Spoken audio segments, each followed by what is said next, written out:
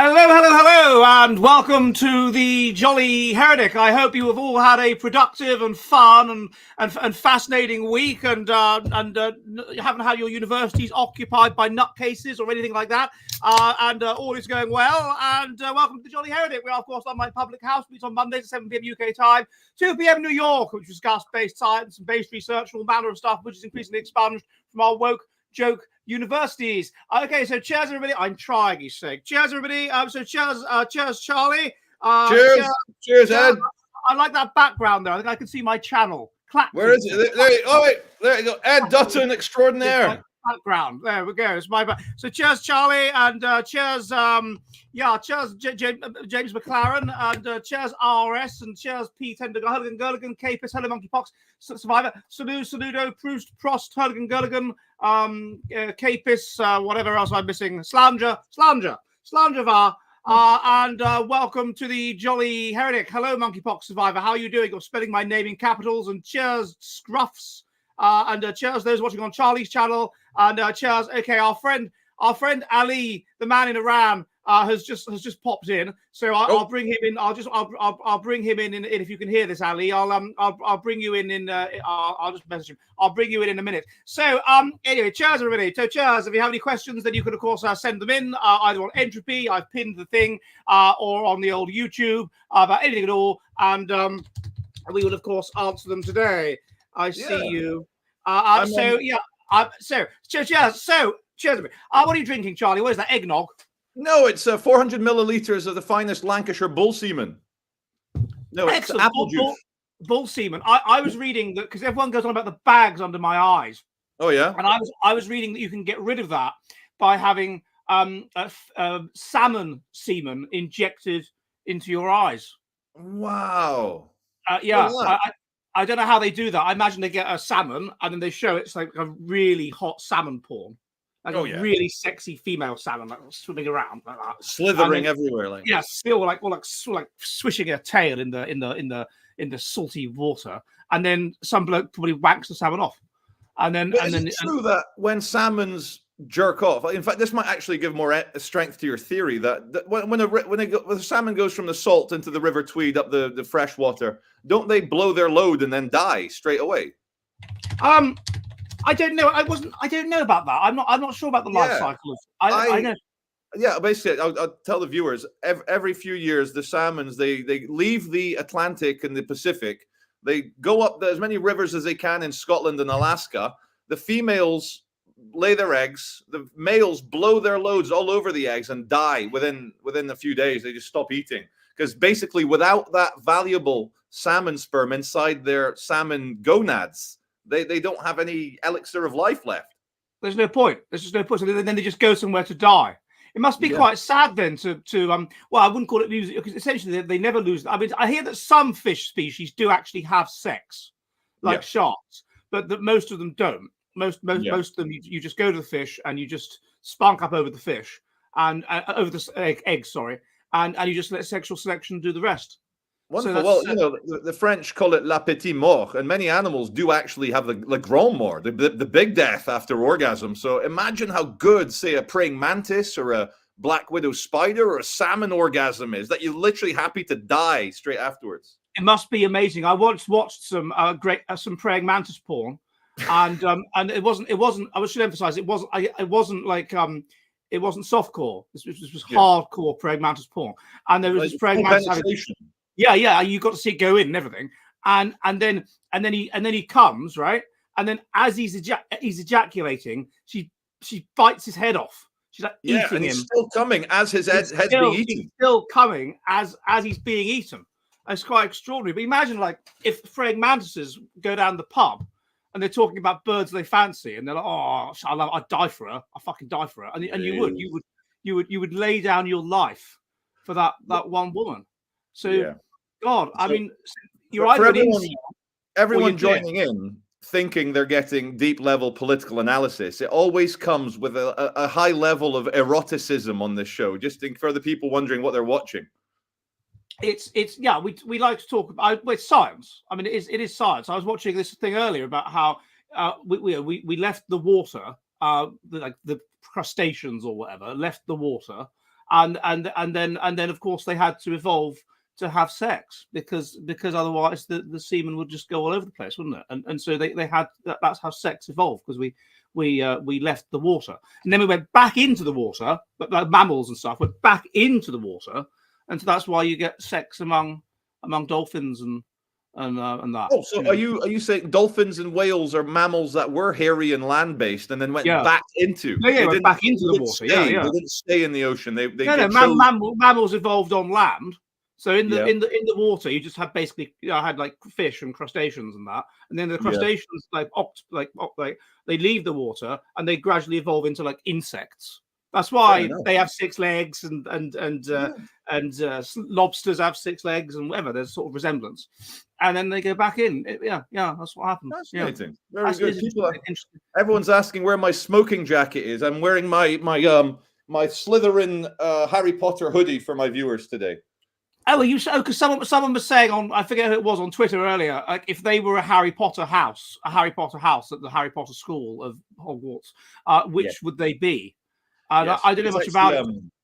I don't want to admit it's because my Scottish Brazilian by way of Portugal blood.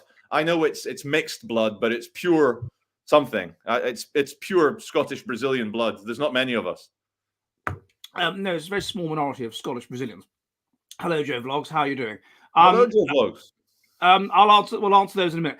So basically, Columbia University and now other universities, Yale University and the University of North Carolina at Chapel Hill, and various other have been taken over by people who are creating in Colombia a Columbia's autonomous zone in which we are all Palestinian. I was having a look at it. A lot of them are wearing masks, like COVID masks. I mean, haven't they heard the news? But anyway, and these are very wealthy college students, and they're saying respect our privacy, despite being on public campuses in public places. Yes, and forming human chains to demand that Zionists don't enter their public space. So it's quite shocking. I mean, I saw a statistic. Maybe my viewers in the comment section can help out, especially some Jewish viewers, American Jewish viewers would be very handy. But I saw something that in the Ivy League universities, Princeton, Yale, Harvard, maybe even Columbia could sometimes be Ivy League, but some of the attendance of the undergraduates is up to 50% American Jewish. That's incredible, isn't it? And like Harvard, apparently, up to 50% of the undergrads are Jewish when they make up, 2% of the American population, which is quite impressive. It doesn't surprise me, because they're higher in intelligence than the whites, and they're higher in general factor of personality than the whites, and these are the things that predict getting into universities. As I was saying, to try to find any idea. I mean, when I went to university, it was £1,000 tuition fees a year, which was reasonable. Mummy and Daddy paid that, and even now it's something stupid like, I don't know what it is, 12,000 in the UK. It's $90,000 a year to be a student at Columbia, and it's a 4-year degree.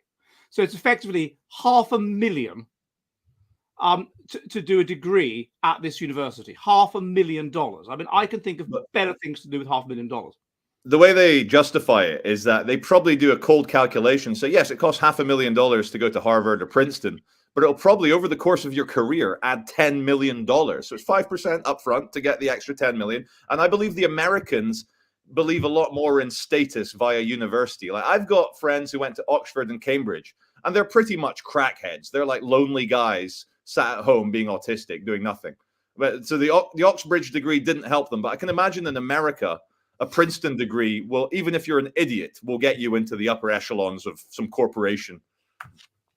I suppose so. Someone's just saying in the chat that someone called Snowman, that their cousin just got into Dartmouth, which, as far as I'm concerned, is the most obscure Ivy League college. Yeah. And the trees there are $98,000 a year. I mean, it's like, what is that spent on? That is, I mean, it's just incredible that they pay that ridiculous money for a degree, particularly if it's in some useless subject like anthropology or something. Yeah, I mean, what are they going to do? But they've taken over the campus completely, and it's like something out of Life of Brian. Have you watched the videos of this? They're saying like, everybody, and they start chanting, respect our privacy. They go, respect our privacy and our community guidelines. community guidelines are from the internet, aren't they? I mean, it seems that these Generation Z people have been so brought up on the internet that they now impose community guidelines on life itself. What we're seeing, Ed, are the generation that were brought up on the early Al Qaeda beheading videos in the early 2000s. They were brought up on ISIS burning Yazidi girls in a cage. They're completely traumatized by the internet, these people. Whereas you and I, people in their 40s, people in their 50s, we were shielded from the worst excesses of the internet because it didn't exist. But these snowflakes, being a 7-year-old watching an ISIS man behead a Jordanian Air Force pilot and watching all that blood, they're traumatized people. They need a safe space because from the moments they were very young, their parents didn't shield them from watching beheading videos, hardcore porn, midget porn, salmon spawn porn, all sorts. So they need this safe space. And you couldn't say it more. It's a Monty Python sketch. A big banner saying this. It's called the People's University of Palestine, Columbia University. And first of all, I want my viewers to know Columbia is spelt with a U for the university. With a nation, it's spelt with an O. Colombia, not Columbia. It's a different thing. I've been to the campus when I visited Manhattan in 2004, 2008. It's a lovely campus. They've got a little mini Arc de Triomphe, which is right there at Columbia. Very nice little archway. And I've seen this before. I saw it at Cambridge University when I was living in Cambridge during the Occupy movement. They occupied one of the main libraries in Cambridge Uni, but it was a very British, very civilized, zero religion, zero. The only thing, it was a bunch of champagne socialists of rich parents going, oh, we need to treat poor people fairly. We need to make things affordable for poor people. So no one could argue with it. But with this latest one, when you've got your Hamas cheerleaders dressed in the full face covering like a terrorist, and I've seen a video just now, Yehudim, fuck off back to Poland. Fuck off, Yehudim, which I think is Arabic for Jew. So you've got literal Arab Americans, children of rich Arab Americans, telling American Jews to fuck off back to Poland. We've gone full circle. I mean, one of the girls in the Columbia one is called Isabel Jennifer Seward, and she was in an accident, and she killed an old couple in an accident. This girl, and then basically because she's got a rich father. She had a very good lawyer, and she kind of got off, and so it's just Yahudi is Jews in Arabic, What the Arabs have got to get over this old Quranic hatred of the Yahudim. What's that passage like? If there's a Jew hiding behind a rock or a tree, make sure you go and kill him. And they're still doing this thing like nothing upsets the Islamic Ummah's dignity like the existence of Jews. There's something about these slightly autistic, very academic people with no foreskin that makes the Arabs fucking enraged. One of Muhammad's 11 wives was a Jew. Was she? Yeah. That's probably where he learned how to plagiarize the Quran. Sorry, don't behead me. One of his wives was a Jew. Ali, our man in Iran, who I was literally just about to bring in, has just suddenly gone out of the studio. So I don't know what's going on there. So can I just ask you, Ed? I should have done this in the studio before the viewers could see me asking you, but how Iranian is he, and how is he allowed to talk to us if he's in the Iranian armed forces? Won't he get killed by the Revolutionary Guards? Well, I don't know. Maybe that's just happened. So he was there. He was there about to come in. He's talked to me before years ago. But then he was there. I was about to bring him in, and he's just suddenly buggered off. Well, I want to say to Mohammed Karzai Farsi, sir, we salute your sacrifice. You've got yourself killed by the Iranian regime to come on the Jolly Heritage Let's bring. He's here. I was going to wait for his camera to come on. Let's bring him in. So obviously, chaps, we know that there's been this bombing exchange between Iran and Israel, and I thought it would be interesting to get someone on the ground there to talk about what's going on. So I'm going to bring him in. Hello, Ali. How are you doing? Hello. Can you hear me? Yes, we can. It's good to see you again. So we were things have calmed down slightly since we arranged this, but obviously there's been back and forth. There's been bombings. There's been this East Vahan place that was bombed, and then the Iranian government are saying, "Oh, it's like children's toys. It's nothing. It's not relevant." They're trying to calm things down. So what's the situation on the ground in Iran? What's going on? Well, as you said, as far as I can see, they're downplaying what happened, and from what I've read on both sides of the exchange. It's nothing very big as far as what they've hit. It's not a very important target, but as far as internal news is concerned, they're saying like nothing of significance was damaged. Right, and so is there a feeling in Iran that you are going to go to war, or is the general feeling this is just blown up and it'll be fine? I would say that a lot of people think of it as a serious possibility, yes, and they don't have a lot of confidence in the leadership to not screw things up. But at the same time, the perception in, I would say, most people's minds is that since there is a very significant economic problems internally, the government basically can't afford it, basically. So even if they want to go to war, just because of that one reason alone, they would do their best to avoid it. So because of those things, I would say people think the government isn't confident enough when it comes to that, when it comes to the internal morale of the country, as I would put it. Thank you very much, Ali. I'm a friend of Edward's. I'm based in Manchester, just north of, in the north of England. Ali, for the viewers who have just arrived, we've got probably about 1,000 people watching right now. Could you please introduce yourself and tell us where you are? And introduce yourself for the viewers just watching. Okay, thank you. I'm Ali. I live in Tehran, and I was born and raised in here. And I was on its show first time 2.5 years ago. It was just about when I started my military service. It's, as most viewers might know, it's mandatory in Iran to go to military service, and that was when I was just about to start it. I finished my military service about like 5 months ago. Yeah, and my profession is physical therapy, and that's what I do for a living. And I'm 25. I don't know if there's anything else I need to tell. You speak English very well. Is that normal for people in the Iranian armed forces to speak English very well? No. I mean, it's not. I would say most people aren't proficient to my level, but I would say it is very and more noticeable in the younger people because of Instagram and YouTube and all that. The younger people are more involved with social media, and because of that, they are more proficient in English. But I would say most young people that are even university educated, I wouldn't put them at my level, but they would be okay using like English channels and such things. Here in Great Britain, if a soldier speaks out too openly, the government or the British Army might get angry at that soldier. So is there any chance you might get in any trouble for speaking to us openly? I understand what you're saying. First of all, I'm not a soldier right now. My conscription ended like 5 months ago. I was a military personnel for about 22 months, give or take, and my military service. I'm not active armed forces personnel right now.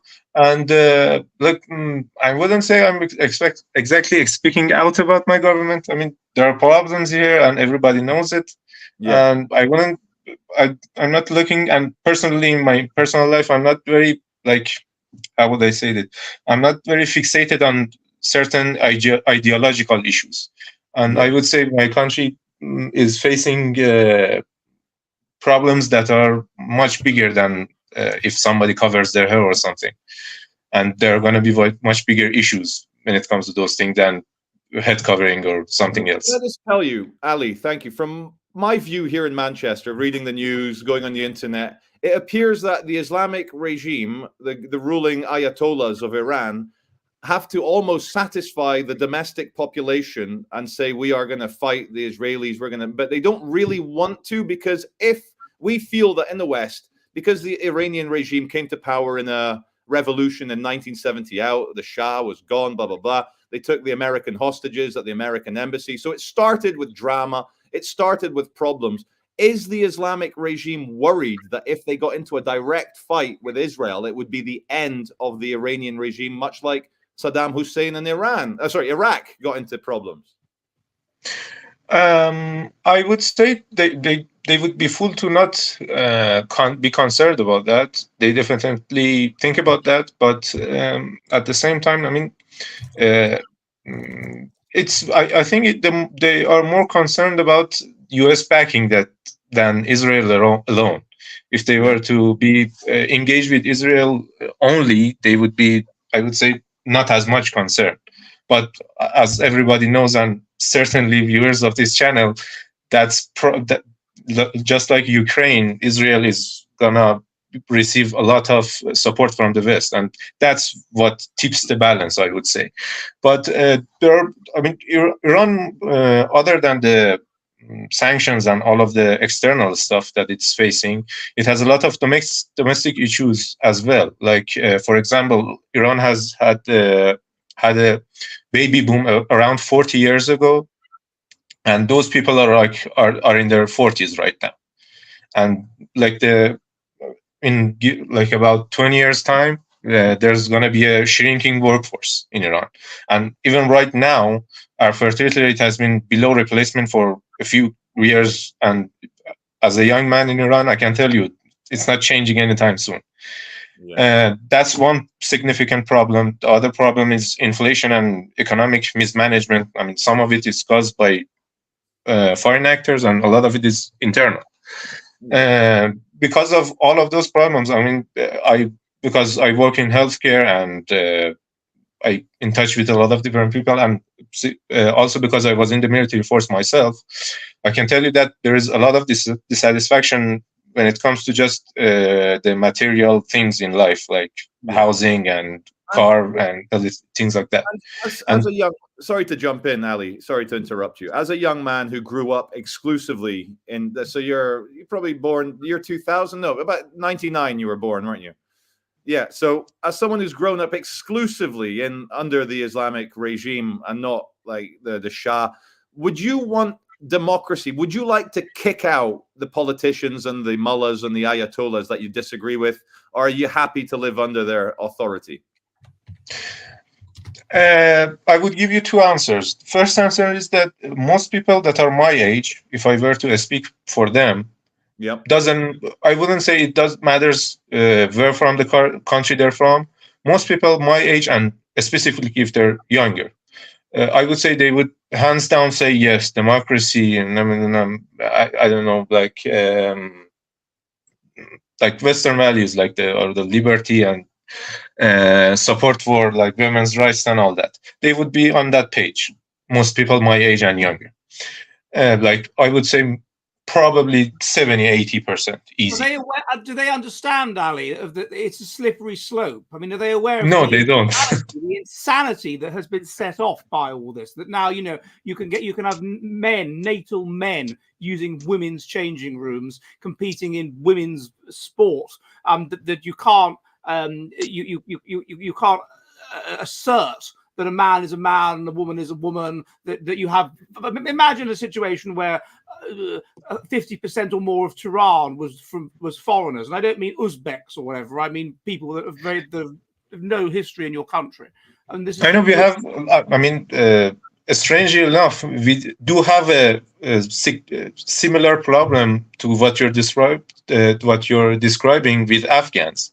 There are, I don't know if people know, there are a lot of Afghans in Iran who are either refugees who came here like 20 years ago when Taliban came into power first time, or there are recently illegal immigrants. I mean, there's actually people who smuggle them in Iran, and there's a lot of them are illegally here. And I mean, just a short while ago, I was like going into the subway at some place in the city, and like there was like 50 of them rounded up by the police, all illegal Afghans. We have problems like that, and people comment on it, actually. Like people who would be like otherwise kind of liberal. certain part of the city, if you go in certain times of the week, I mean, there's overcrowded by them, and there aren't a lot of Iranians there, and it bothers people to say the least. And there is a perception that they do have contributed to crime and things like that, and just general disrepair. Yeah, but at least they're Muslim, and at least I mean, they're more similar than, I mean, Africans, but I would say that it's like a problem that people don't like. I mean, I would say most people, if you ask them, they would like them to kick him out. Honestly speaking. Well, Ali, sorry to jump in. We see a lot on the news here in the West. We see, because we got propaganda in our newspapers, they say, look how bad Iran is. But they tell us that the Iranian religious police will attack women not wearing the headscarf or showing their hair. Now, but I've seen videos in Iran 2 weeks ago of a bunch of girls at university not wearing any headscarf, and they were fine. So I'm like, I don't know what to believe. Could you please tell us what the actual law is about women and the headscarf? Well, when it comes to the law, the actual law is correct. If you don't wear, if you're not covering your hair completely, you're not observing the law. And obviously the arms and the chest and the body have to be covered, and the legs. That's as far as the law is concerned. But in how it is practiced, I would say just before the all the riots and the protesting that went on, like around a year and a half ago, that everybody heard about, like the woman life freedom thing. Before that, it was like people just not covering it completely, or sometimes you would rarely see people not covering their hair at all, like in their car, or like in some places like in university or things like that. And it would generally be okay. It's not like if you see 100 people doing it, you see like you wouldn't see even one of them be confronted by it. But it was rare to not cover it at all.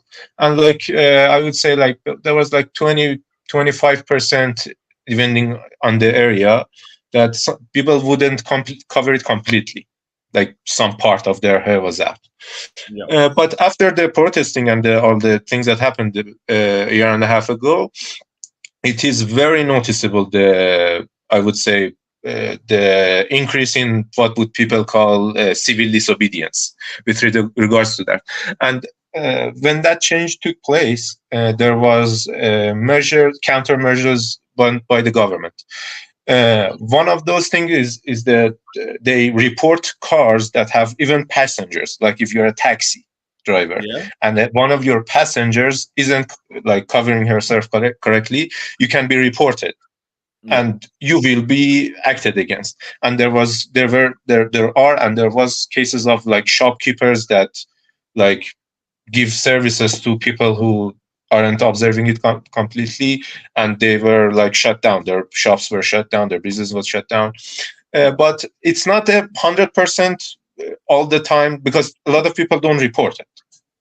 And some people abuse it. Like report someone who's like has a personal call and he's a man, and they report his car for like not observing the religious like covering law. And the thing that has become a hassle, as far as I've heard, for some people, I don't know personally someone who's gone through this, but they had their car reported for just this thing, somebody not covering their hair in their car, and they have to take it to like an impound shop or something like that. They have to get their car impounded for a couple of days. They have to pay a fine, and they can't take their car back.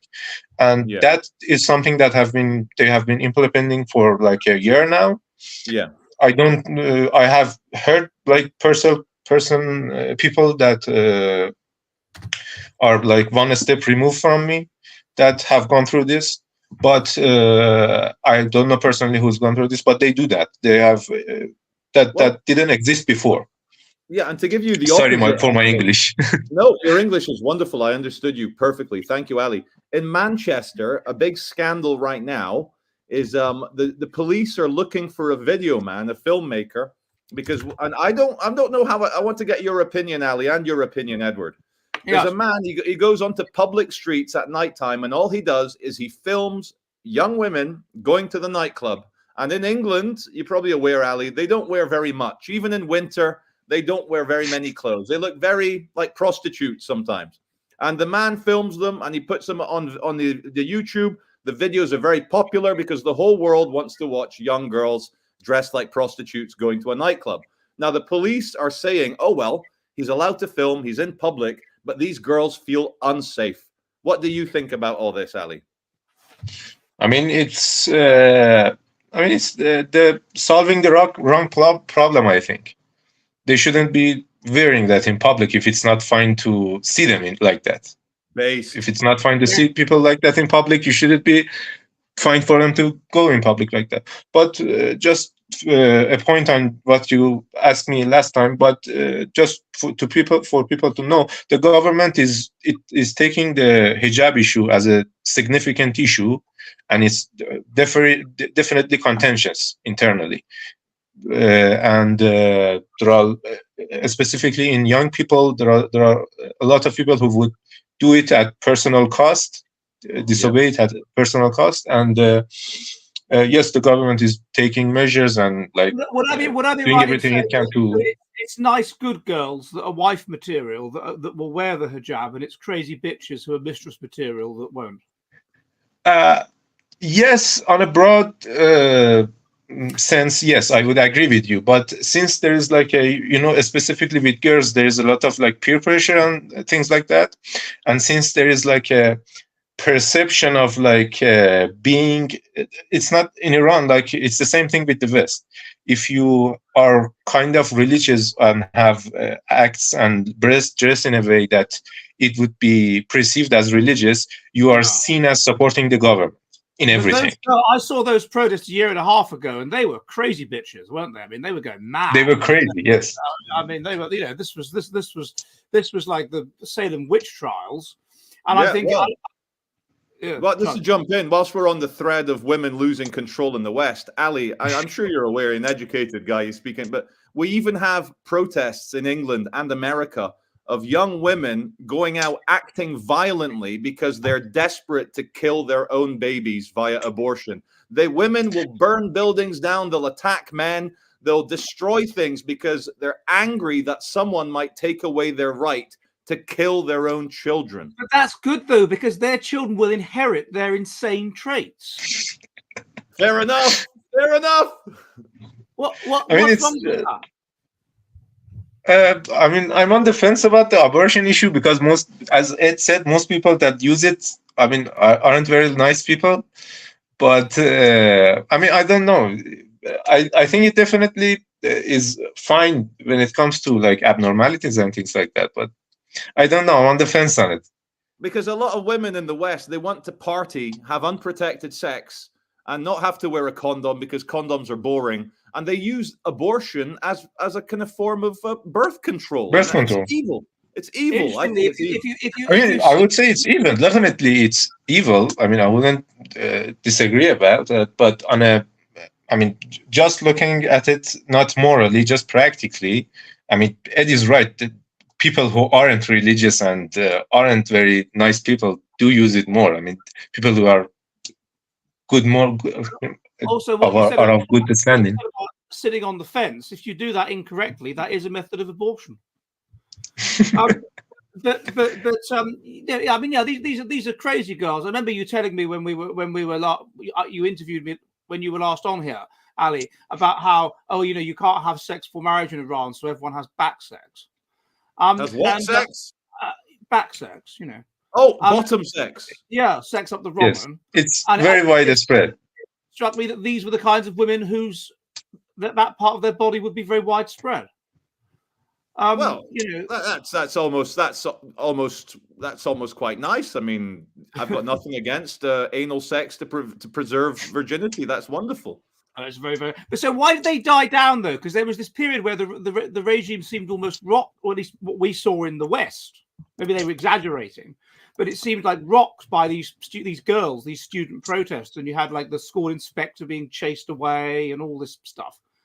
Look, it was a very significant protest, and there was a lot of people that were injured seriously and killed. I mean, my military service was in the police force actually, so I was kind of in touch with what was happening. and I was on like I don't know what they call it in the West, like a special like thing that I couldn't leave where I was serving, like for several days. I was familiar with it, but the thing is, when it comes to like actual control and like the military bases and the offices that was like for the government and the police, those were safe. I mean, there was never enough protest and enough active militant protesting that they were concerned about losing control over those and losing control over the guns, so to speak. But there was a lot of significant protests, and there was like certain things that happened that really was a bad look for the government. Like, for example, like there's a university in Tehran called Sharif University, which is like the best of the best, and like 50% of the graduates like move abroad like in a year. I mean, I know people who studied there, and like more than 50% of them leave the country after they graduate. And they're very bright people, and in there was like active like kind of like a hard confrontation with people, and there was like a situation where like they like present people in, they wouldn't let anyone leave, even they just kept them there, and all that. There was a lot of sacking of high ranking and some of them well-known university, like what do they call it, like people who have tenure and are part of the professors and people who have tenure in the university. There was a lot of them that were fired, they were like sacked and all that, and some of them moved outside of country after that. There was like a significant number of people who were jailed, who were seriously injured, who were fined heavily. That part is not lie, and it was probably the most significant one in the past like 20 years, as far as how big was the protests.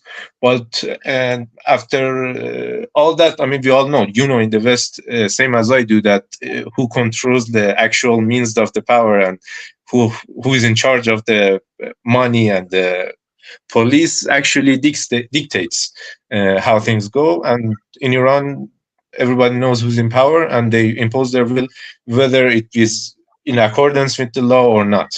But do you think, Ali, sorry to jump in again, but is like, I always wonder, like in places which have a kind of not a theocratic, a kind of religious dictatorship, didn't come to power through democracy, came to power through violent means. Like, are the ayatollahs ever worried that some secular Iranian billionaires will take over? Like, are there competing factions, like some rich secular Iranians that might like the West, they might not like ayatollahs? Is there like civil war chances going on? I would say, as far as I would put it this way: as far as people who are, you would call them as elite people who would be opposed to the regime in power. Yeah, there are those, but I would say they are mostly concentrated in academia. Yeah. The kind of elite people that would be oppositional to the current state of things. But as far as people who have means like money and businesses, like the government doesn't let people operate who go outside the lines. They shake them down hard. Yeah. I mean, it's a simple all governments are in some ways like that. I mean, I know corruption and things like that are different, and how competent they are. There are significant changes from country to country, but they operate like a mafia in a way. Every government. I mean, they have a territory. They protect the businesses, so to speak, with the police force, and they get money. I mean, in some countries it's called taxes. In some countries like Iran, if you want to get big, you have to pay people off, and you have to be connected and all that. And people who have the big businesses, have the multi-billion-dollar companies and, I don't know, mining things and oil refineries and all that, they're connected. Either they're families of people in power, or they pay people off who are in power. Yeah. That's the fact of the matter is that, I mean, if they don't abide by it, they're locked in jail. Yeah. No. Or they have the feeling. I was just interested. We have a resident poet here at the Jolly Heretic, Ali, Mr. Quinn, and he has written a poem in your honor. This evening, by way of diversion, we talk to a fellow who's Persian. a soldier, a trooper. We're sure he'll be super. Let's hope he's prepared for incursion. So there you go. So thank you very much, Mr. Quinn. And if you would like to buy Mr. Quinn's book of Jolly Heretic Poetry, then it is, of course, available on the old on the old Amazon. So yeah. So I mean, basically, what I fear about Iran and anywhere like that is like Russia as well, is that they're a bit behind us. They're behind us in the descent into insanity. But they're able to look. They're able to look into the future and say, okay, well, look, if we do this, then we get like this. They've got like an opportunity. The same way that communist Europe was retarded economically by communism, but that's almost like a good thing because it means that it's ultimately then can see what the utter decadence brings, i.e., the new communism of wokeness. And you're like that in Iran because I suspect if you hadn't had the revolution in 1979. Then you'd be more like I don't know, like Japan or I don't know, some non-white Turkey, but you did have it, and so it's kind of means that you can. What do you think? You can carefully move into sanity. I mean, I agree with you that it kind of like stopped or kind of put back a certain like chain of events that would happen sooner, but unfortunately, I mean, from looking from the inside, I know that things here aren't nearly as bad as how things are in, like specifically Western countries. But unfortunately, just all the social problems that are going on in the West and all in even East Asian countries and other countries, they are creeping up here. I mean, the percentage of people who aren't married by the time they're 30 is high. Single women in their 30s. Is the birth rate healthy in Iran? No, not at all. It's actually, if you look at the statistics, it's actually kind of an outlier in the Middle East when it comes to its birth rate. It's similar to Turkey in its birth rate right now. In the past, it was little better, like 20 years ago, but right now it's worse, and it's a significant problem. I mean, it's kind of a thing that it's in the news. Like, it was like around 10 years ago that, like, after the baby boom, there was like a attempt, strangely enough, by the religious government to encourage less kids after the baby boom. And this was like around the time when I was being born, and the government kind of like in the university, for example, there was a course that everybody had to take that, like, they kind of like said that if you don't have like 6-7 children, it's not healthy, kind of like a gist of the thing. But around like 2015, the government like saw like the fertility rate is like 2.0, 1.9, and they saw like things were headed in the right direction, and they switched things off. And it was like that time that the supreme leader ordered like it is illegal to advertise birth control and things like that. That they banned certain things. And I think I might be incorrect because I'm so busy. I can't keep up with all the news. I think like it was like a year or two ago that they banned. In Iran, it was allowed to have abortion for certain abnormalities. You could have abortion, but I think just in the past few years they kind of banned certain kinds of abortion too. They're trying to get the birth rate up, encourage it, but I would say, as far as it goes right now, it has been as successful as other countries, which means not much. Aren't Shia Muslims allowed to have 4 wives? Legally, yes, but it's not practiced widespread in Iran. It only in certain minorities it is practiced. Just, it's not just about how religious you are. In certain Azeri Persians or Kurdish Persians, it is rare in them to see people with multiple wives. It's just not common, culturally speaking. And some of them are very religious. They don't practice that sort of thing. It depends on the ethnicity you have. And certain like southern parts of the country, some people are Arabic speaking. In those cultures, I've heard it's more visible, having polygamy. But in Tehran, it's very rare. Like I've seen like a handful of people who have had 2 wives, and I haven't known anybody who has had 3. And I mean, if the government would be happy if people were marrying up people and having kids, because young people aren't getting married a lot right now. Yeah, the marriage rate has gone down significantly. The Prophet, peace be upon him, had 11 wives. 11 wives. 11 wives. Yeah. Someone's just posted in the comment section that the Turkish birth rate is 1.89 and the Iranian birth rate is 1.69, whereas Israel with their go forth and multiply, and they're on 3, average of 3 twice. 3. But it doesn't sound right to me. It's 10 in sub-Saharan Africa, 10 kids per woman. Yeah, but probably like 20% of them die. Half of them die in a rubber dinghy on the way to. You got to go. But yeah, you're right. Like in this book here, which is the only thing I've ever read about Iran, it's a cartoon book about the Iranian I saw that film. I saw the movie. Yeah, it's a mum and dad here, and then the woman who does cartoons, Maryan Satrapi.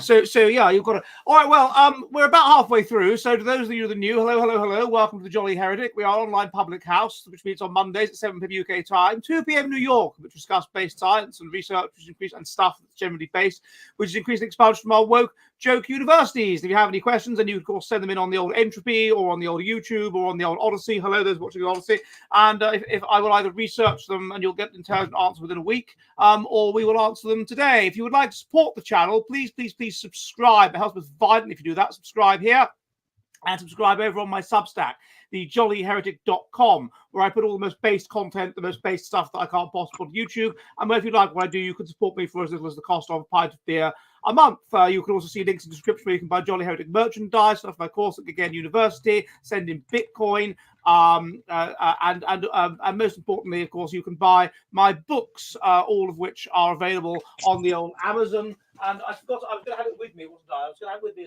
as a prop. Here it is. And the most recent of which is my new one, the Naked Classroom, the evolutionary psychology of your time at school, which I see as an introduction very much to the kind of research that I do. Also, I announce this now, on the 31st of May in South London, at a secret location, we will be having an in-person meet and greet where there will be the premiere of my film Year Zero, about how Tony Blair destroyed Britain and so forth. It will be an exclusive event, and there will be some very interesting people there as well. There will be a panel discussion with people that you will have heard of. And so keep that. You'll be able to buy tickets for that quite soon. 31st of May, South London, in the evening. We're having another Jolly Heretic event, and there will be the premiere of my film Year Zero. So put that event in your diary, chaps. 31st of May.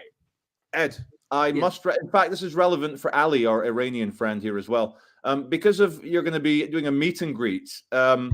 Because many lefties, Ed, and perhaps many people of a religious persuasion may have put a death sentence on you. I don't want you to go by the way of Rushdie, losing an eyeball by an attacker. 40 years, you know, the Ayatollah Khomeini in 1985, he said, we're going to kill Salman Rushdie for the book Satanic Verses. He cancelled it. You know, the Iranians 20 years ago, fair enough, they said, sorry, no more fatwa for Salman Rushdie. We forgive you. But then that crazy. So Ed, I'm worried about your personal safety. You're going to get. I've written a very reasonable book on Islam and evolutionary analysis. I don't think I have. It's not our basic Muslims. It could be a lefty, a Marxist is going to get you. A Marxist. That is the case. I mean, it's true, isn't it? With these protests, I mean, they spent their time, these Antifa types, bullying and being nasty to Donald Trump and whatever, and now there's no Donald Trump rallies for them to get upset about, so it's time for them to have a go at the Jews. It seems to be. If Ali, in Tehran, do you have an annual Hate the Jews Day, or is there like a holiday to hate the Jews?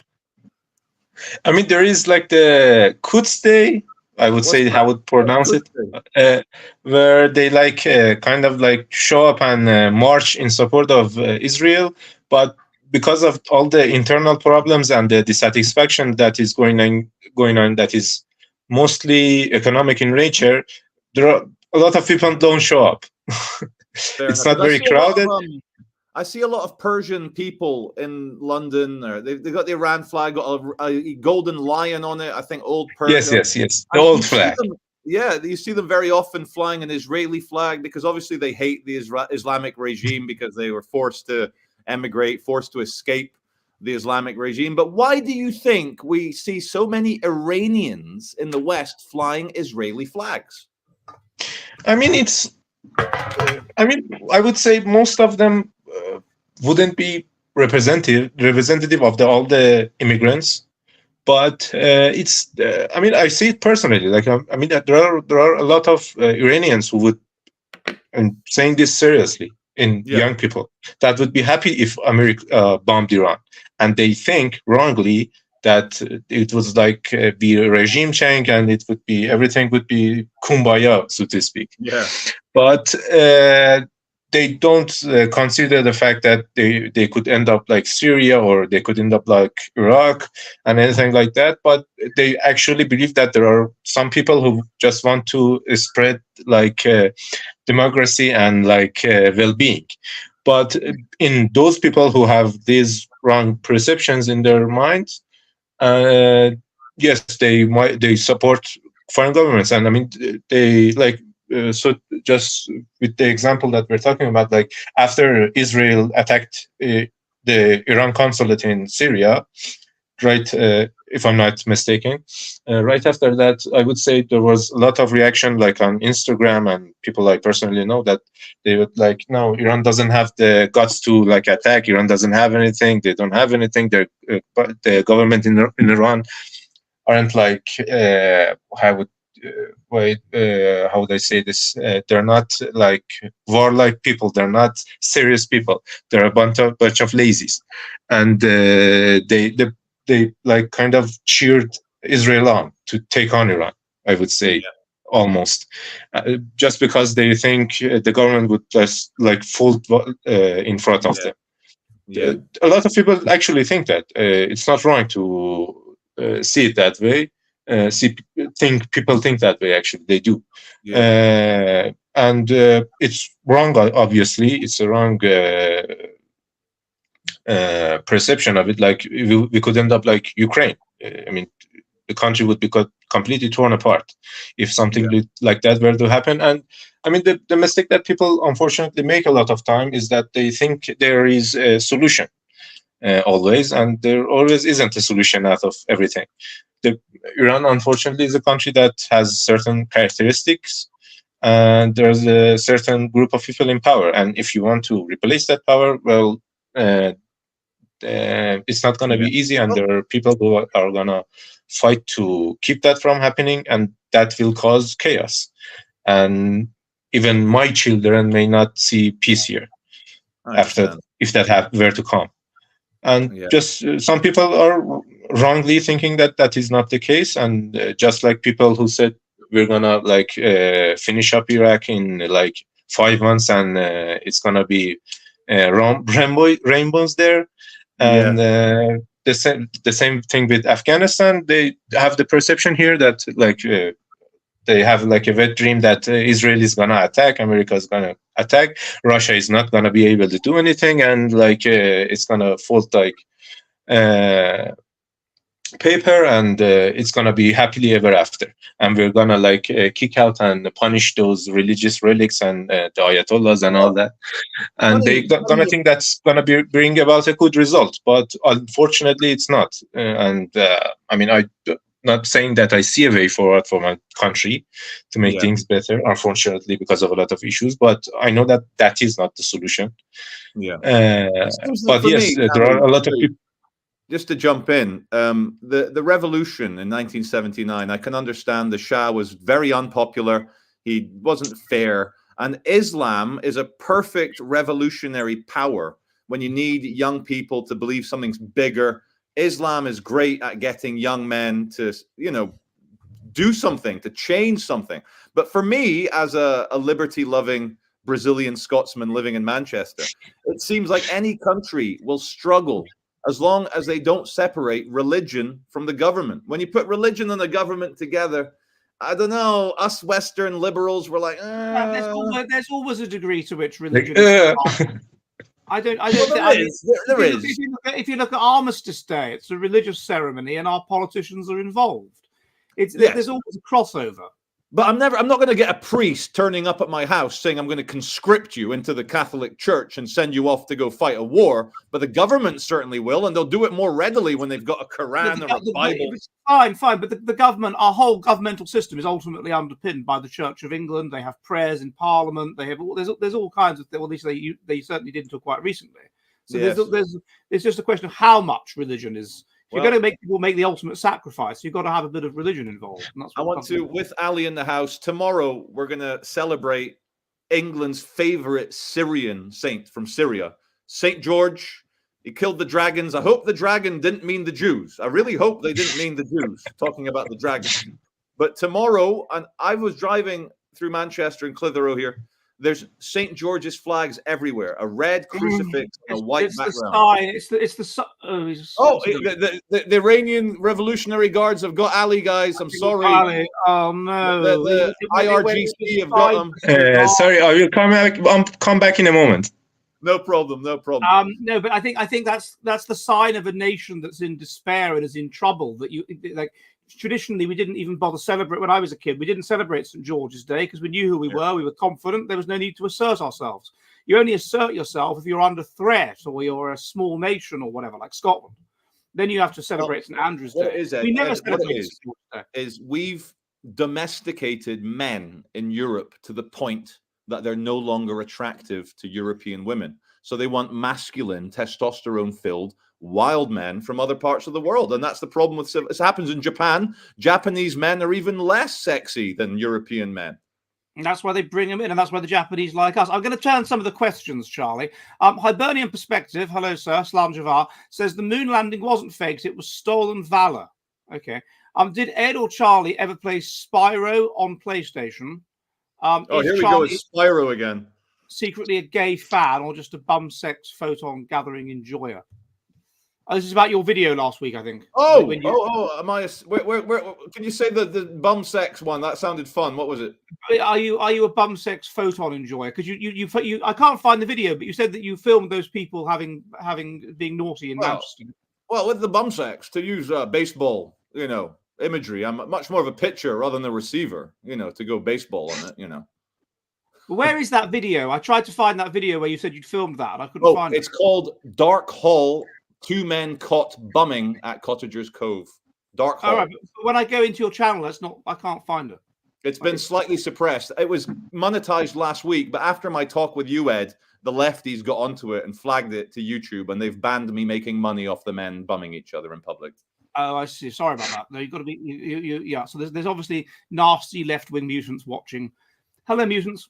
So the next question comes from Low Mercury Tuna, and he says, how much is the high rate of black fatherlessness and autism due to faking it to obtain benefits from the state insurance agencies? A very interesting question. It seems to me that the research on race differences in autism is all over the place. So it's very difficult to know what the truth is. So if you go back 10 years, the indication is that black kids have lower levels of autism than white people. If you look at more recent research, they have higher levels. This could be the concept creep of autism. This could be that autism is a shopping list of traits, and they have some of them, but not others. So it's all over the place. So I can't answer it. I mean, you've got some studies that are saying that the black people have higher levels of autism than whites. Some people saying the whites have the highest of all. Some people saying East Asians have the highest of all. Some people saying they have the lowest of all. It's all over the place. So I can't. It's not. The research is terrible. So I can't really answer that question. The next question comes from Marxia, and he says Hitler took the symbolism from Mussolini, the methods from Stalin, and the racial ideology from the Jews. Discuss. Okay, I'll think about that, and we'll. Hitler took the symbolism from Mussolini. Well, no, because the symbolism was the swastika, and that he took from the Indians. Yes. So I'm not sure about that. And then the methods from Stalin. Well, kind of. And the racial ideology from the Jews. Well, I suppose if you read some of the Old Testament, there's some truth in some of that, I guess. But up until 100 years ago, it was very based to only like your own race and your own religion, and everyone thought, what a nice, honorable, non-traitor. But nowadays, if you try and be tribal about it, you're a racist, and it's very sad. Yeah, if it's a problem. I mean, isn't it normal to like your family more than your kin, and your kin more than your ethnic group, and your ethnic group more than your race, and your race more than your species, and species more than other species, in a series of concentric circles emanating from self? That's normal. But that's not how leftists work. Leftists are born traitors, so they like another race more than their own race, another class more than their own class, another species more than their own species, which is useful, isn't it? Because it means they can then collaborate with outsiders and use that to gain power over their own group, like George Galloway. Yeah. So or any of these people, like the people that were in charge of the Finnish Great Awakening, were all Swedish-speaking Finns that collaborated with the Finnish-speaking working class. Yeah. So I want to come back to Ali and the Iran. And last week, Ali, Edward and I was predicting the end of the Islamic regime. I was wrong, because I thought Israel would retaliate by doing regime change. All they did was they fired a few rockets to take out the air defenses at a allegedly nuclear facility in Iran. Now, I think the Israelis were sending a message to Iran army saying, we can take out your missile defenses and take your facilities if we want. What do you think? I would say when it comes to matters of military happenings and things on the ground, I think it's just I personally think that you can't really judge it very accurately, because Iran says the missile defense system was untouched and nothing happened to it. They say we hit it, and the other way around. Iran says we sent cheap drones and they shut them down, and it cost them $1 billion overnight, and it's only cost us $2 billion, and the only new missiles that we use hit their targets. Yeah. Iran says this. They say that we don't know what the truth is.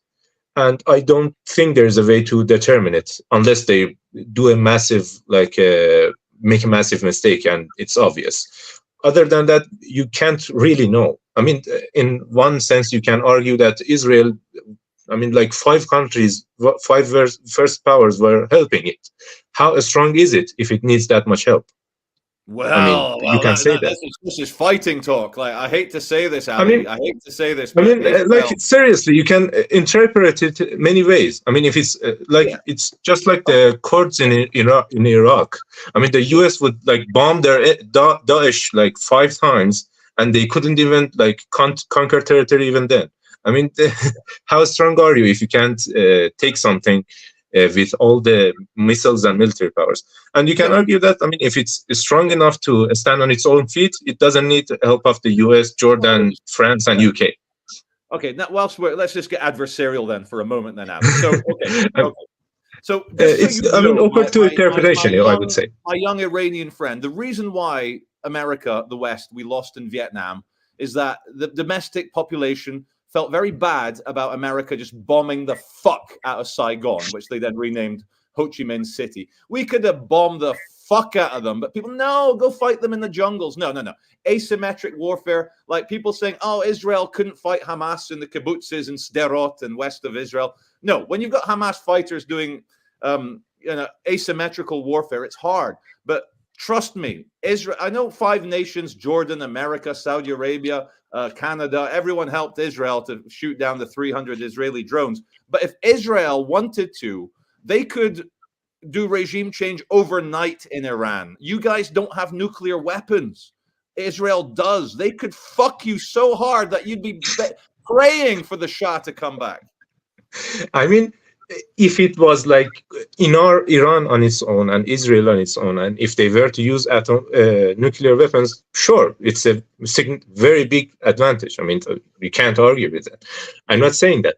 I'm saying that, I mean, there is a lot of things that are up in the air about it. I mean, you don't know how much China and Russia would get involved. Like Syria, for example. If like Israel, let's say Israel were to conventionally like wage war and the US would support it and all that, and they were gaining ground, and behold, Russia comes in from the north and parks its forces in Iran. What's gonna Israel do then? Just like Ukraine. What's it going to do then? I think by then, by that scenario, then the gloves would be off. It's World War III. And I'm sorry to say this, Ali. I hope you come to your senses and join us in the main culture of the West. Yes, we have trannies. Yes, we do gender bending for the kids. But this whole theocratic thing is unsustainable. It's dangerous. Like, Go on. So just a question. So Low Mercury Tuna says, because we mind Israel occupation, we send 300 missiles in retaliation. We never shy away from a fight. Poof, there goes your nuclear site. Like it's unfortunately. Remember when in 2020, Donald Trump killed General Soleimani in Iraq. Iran, they were like, oh shit, we need to retaliate, but we don't want the Americans to fuck us. So what the Iranians did, they said, hello, America, we're going to bomb one of your bases. Make sure, get the fucking troops out, get the soldiers out. We're going to bomb the top left corner. Make sure there's no one there. And then they did it, and America was like, and then with Israel, like, because Israel bombed the consulate in Damascus, which, it was sovereign Iranian ground. Very naughty of the Iranians had to respond. But it feels like, Ali, those 300 drones that you say 2 million, 20 million spent to make Israel spend $1 billion, that was symbolic just to keep the angry domestic population satisfied, wasn't it? I would, if I was to give you my own interpretation, yes, they were trying to do something with the least provocation possible. I would agree with you. Yeah. But what I'm saying is that in a lot of times we don't know what's happening under the surface. Like, just as from the outside, people are not in touch with the economic problems of the government here. I don't know what's going on in Israel. I don't know how much internal problems they have, for example. I don't know. They might have. The difference between Israel and Iran, and I've got people in the comment section accusing me of sucking Israel's dick. No, I don't earn shekels from Israel. I just happen to support an imperfect democracy because they're part of the greater Western culture. But Israel does have internal problems, of course. The Western culture, angry, Ali. I mean, why are you supporting this Western culture, Charlie? I mean, for God's sake! I know, how dare I? I know, bastard. But when Israel gets sick of their people, they can vote them out, get rid of them in an election. But in Iran, if the Ayatollahs get caught fucking little boys, tough shit. You can't kick them out. What are you gonna do? Sorry to be rude. So I don't mean to be disrespectful, but as an example. I mean, I understand what you're saying, but I would answer it this way. Like, I mean, Israel, as everybody knows, like, this degree to which it is supported financially and technologically is just beyond belief. It's like 10 times at least more than Ukraine. Everybody knows this. That's one thing. The other issue is that, I mean, I would say just democracy, I mean, I don't think it's actually a real thing in practice. I mean, people who are in power are in power. They're not going to. Iranian boy. No, I'm joking. I mean, I don't know. That's the way I think. I mean, your current situation just lays it out perfectly. Like, with all the surveys saying people don't want more immigration. I mean, even the government not only does it abide by its own laws that itself has written for immigration, it doesn't even abide by those. And people who are coming there illegally, they don't detain them and deport them, let alone, but it's happening legally. I agree with you, but I agree. I agree. I mean, I'm in the situation where there's going to be an election in the UK, probably in the summer, and I, for the first time ever, think to myself, I'm not going to vote Conservative, because what have they done in 14 years to reverse the anti-democratic hell of New Labour? Nothing. They've done nothing. And then even this other party, Reform, they keep removing candidates for saying correct things. So I don't really know who to vote for. Well, there's a question though, Ali. Marxia says, how good is Iranian air defense? They actually shot down a passenger plane a few years ago. That was actually very. I remember when that happened because one of my relatives has just come to Iran to visit family, and because of that happened, they paid like $1,000 just to get out of Iran quicker, by 2 days. Wow! Just not to get caught up in Iran and not be able to go back. It's incompetency. Obviously. Yeah. I would interpret it as incompetency. It's a tragic accident. Americans have shot down airliners. Remember the Korean in 1988, we killed 400 Koreans. The Americans did. Some people think the Americans shot down Trans World Airlines Flight 800 outside New York in 1996. So it's a tragic accident. I don't think it's fair to make fun of the Iranians for shooting down an airliner. Actually. There was actually a passenger plane that was shot down during the Iran-Iraq war by the US, I think. It was a Korean that happened. It was right. The thing that happened in Iran, it was right after they blew up Soleimani. Yeah, I think it was right after that. Obviously they were on high alert and they were on their toes, so to speak, and it might be related to that, and they obviously made a mistake. I think it was incompetence, obviously, but some people theorize that it was this guy on the plane, and that they wanted to terrorize, assassinate him. And I don't think that's accurate or anything. I think it was just a pure case of incompetence, and there is plenty of that in the armed forces. I can tell you personally. Can I just get these two super chats in, Charlie, before you continue your interrogation of our Iranian Go on, before I interrogate my Iranian prisoner. So Seamus O'Blaine, €2 says taint crew checking in. Yep, hello. Our taint researcher has actually published some more stuff on that relationship. Taint length correlates with testosterone. Joe Vlogs says, Charlie, are you in London tomorrow? I'm not. I know it's St. George's Day. I'll be celebrating my favorite dragon-slaying Syrian in my own way up here in the northwest of England. Okay, and Sihak, 50 Czech crooner, says, pro tip, when someone is too opinionated on Israel-Palestine, offer them discussion about West Papua independence instead. Works 9 out of 10 times. Oh, does it now? Okay, because East Timor. Is that we talk about East Timor here, are we? Or is it West Papua? So. Yeah. Anyway, is that West or East? But okay, but basically, Ali, a lot of people in the West, not because they're Muslims, not because of the Holy Quran, they just hate Jews because they're a successful minority, because they do well academically, they do well in business, they don't have criminals, they don't have crackheads. You don't get Jewish men raping girls in the street, you don't get Jewish men stabbing people in the street. And so because they're successful, a lot of viewers hate the Jews. They hate the Jews. I think I think a lot of the things that you're saying is correct, but I would add that they're good for their own people, and that's that. I'm not here to defend the Jews because I disagree with I know other cultures do the circumcision thing. Leave the boys' penises alone. But us people in Iran, the Nobel Prizes won by the Jews, the advancements in science, healthcare, education, pharmaceutical. The Jews have done a lot for the world. We're not, a lot of good stuff. And I don't know, arguably some bad stuff. Go on, dragging the US to the World War. Well, the world, which world? The second one. The second one, well, the first one. And the first one. Yeah, but, America, thank God.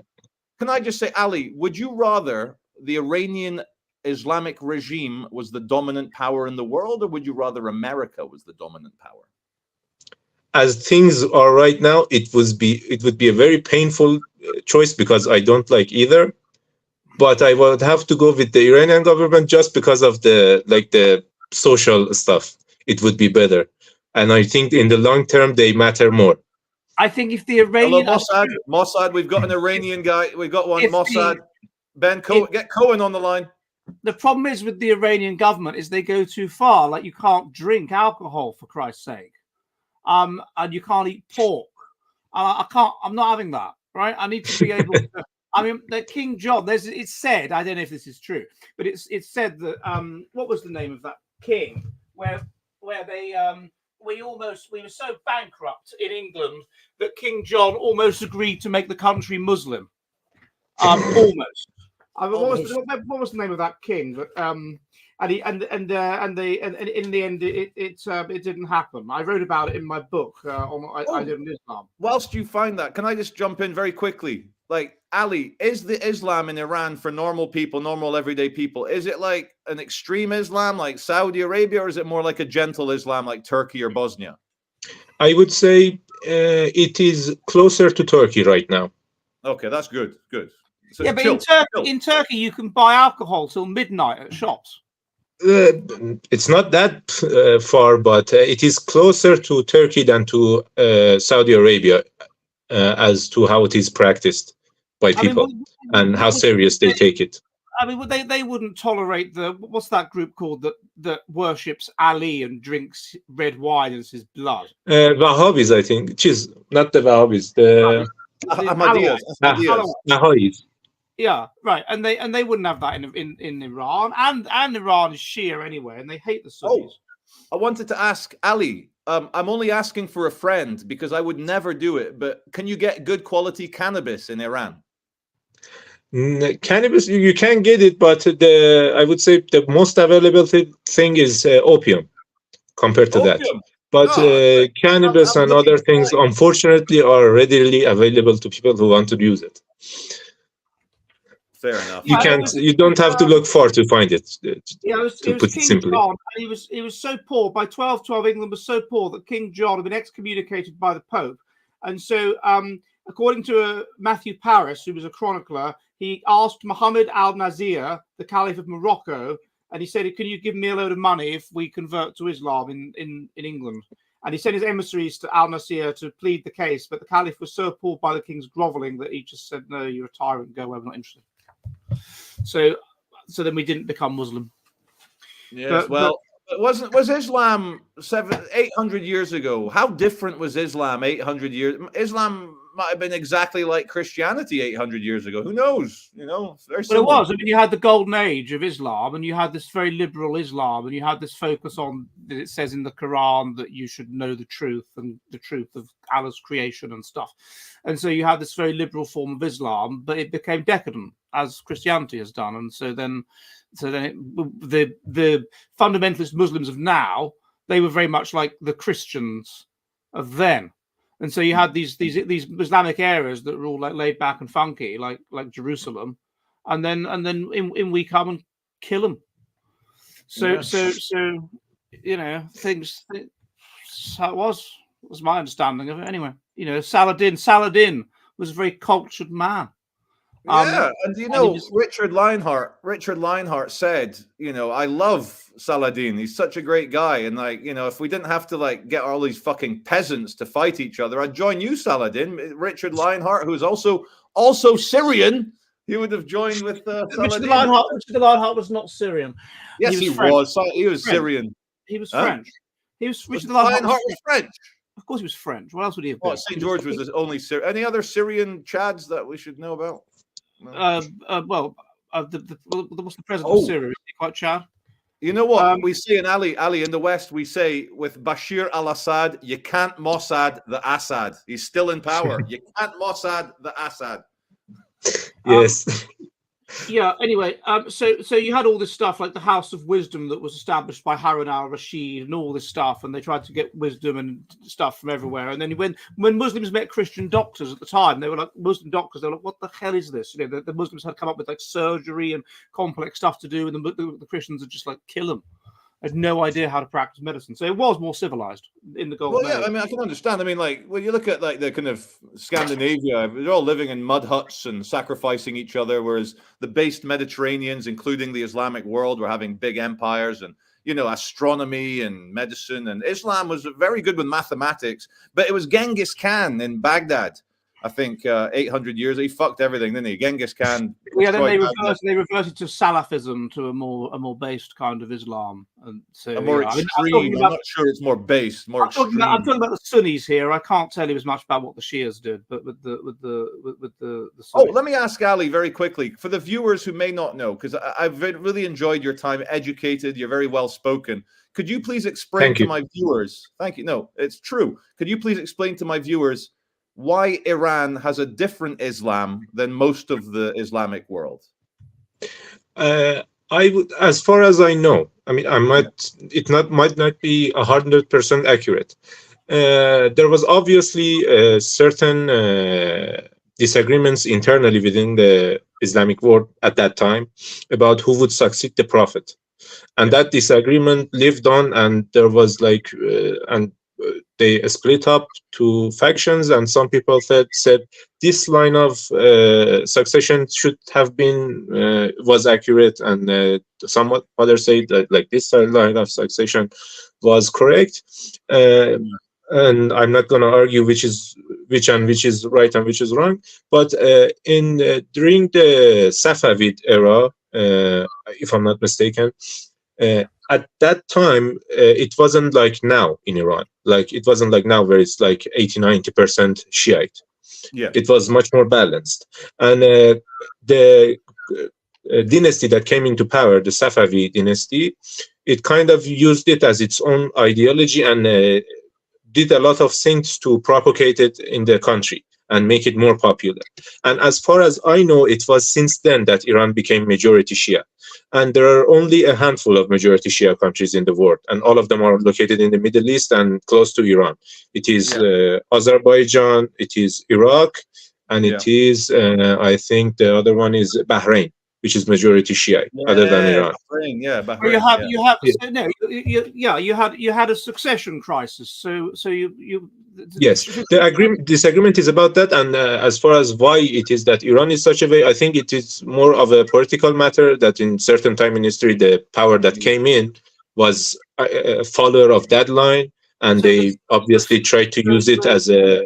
The Shia believed the person in charge of the community has to be a blood descendant of the Prophet Muhammad. And the Sunni believed that it's just the person that's in political power, basically. And so then you have these so-called imams that were the successors of the Prophet Muhammad, but that weren't in political power. And then they culminate in this imam. I forget what they call him, the secret imam or whatever he's called, that was Mahdi. killed. And then there's this theology that he will come back at the end of time and everything will be great. And then in Sunni Islam, it's just the political power, the ummah, whatever you want to call it, is taken by the person that's in charge. And then also there's mainstream Shia, which is what they are. There's all kinds of other splits. I mean, there's disagreements. And they're all Shia as well, but there's Am I right in thinking Iranians are not Arabs? Iranians are more closely related to Europeans than to Arabs. Is that true, Ali? I mean, I don't know genetically. I mean, the geneticist would have to say that, but I would say how people think of themselves. Iranians don't perceive themselves much closer to like people of Turkey than to Arabs. And there is a lot of, I would say, racial animosity towards Arabs, people who are ethnically Arab. Some people would call it racism. I would call it healthy skepticism. But Iranians generally don't like Arabs. Yeah, because I've met a lot of Iranians in London and Edinburgh, and many of them had blue eyes. Many of them were more white men than me. So I'd just like to welcome you, Ali, and all your Iranian friends back to the white race. Welcome back to Europe, my friend. It's worked out well. It's an Indo-European language, isn't it? So Persian. It's related to English. So whereas Arabic is not an Indo-European language, it's not related to English. So just look at my book there on Islam, chaps. If you want to. Oh, look at that!